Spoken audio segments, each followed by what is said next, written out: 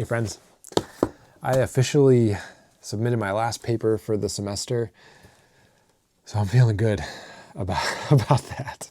I'm starting to put some of the books away that I've had to read for the semester, but I find myself thinking a lot about endurance. But not just from my own summer semester. I think about many folks in our community who are needing to have endurance in this season. You know, I think about many people in our community who are having to endure chronic pain or endure sickness or disappointment and grief, you know, those things that we endure. Or I think about, you know, even like Royal Family Kids Camp, which I had the privilege to visit earlier this afternoon.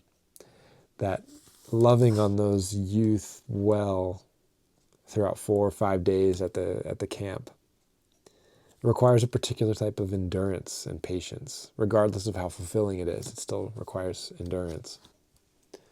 Or even think about Paul and Leon and Jason and John, who are on a 300-mile bike trip through Vermont right now. I think they're probably coming to a close soon. That requires a particular type of endurance and patience as well. So I'm thinking a lot about endurance and patience. And this week we're going to pick up where we left off in Paul's opening in his letter to the Colossians, in his greeting. And in there, Paul has a great word about endurance and patience. Paul says that God gives us a great endurance and patience. And that because it's God who's giving us the strength to have that endurance and that patience, that we're also able to have joy in the midst of that too. Even when sometimes that feels impossible to have joy in the midst of endurance and patience, that God makes that possible. And so we're going to talk more about that this Sunday.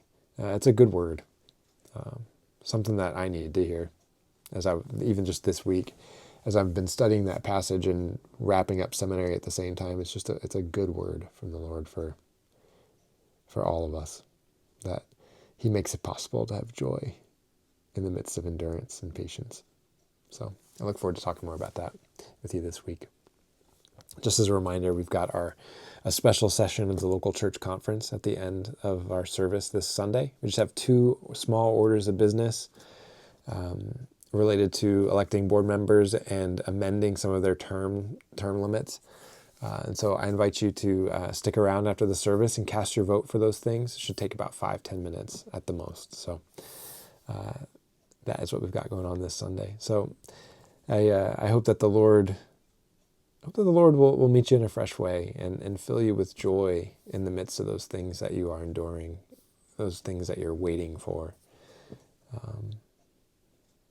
Because that's possible for us as His followers. So I look forward to looking closely at that passage with you in Colossians this Sunday. In the meantime, know that I love you and I'm praying for you. And I look forward to seeing many of your faces this coming Sunday. All right, friends, I'm going to go put these books away and close this chapter out. All right, I look forward to seeing you on Sunday, friends.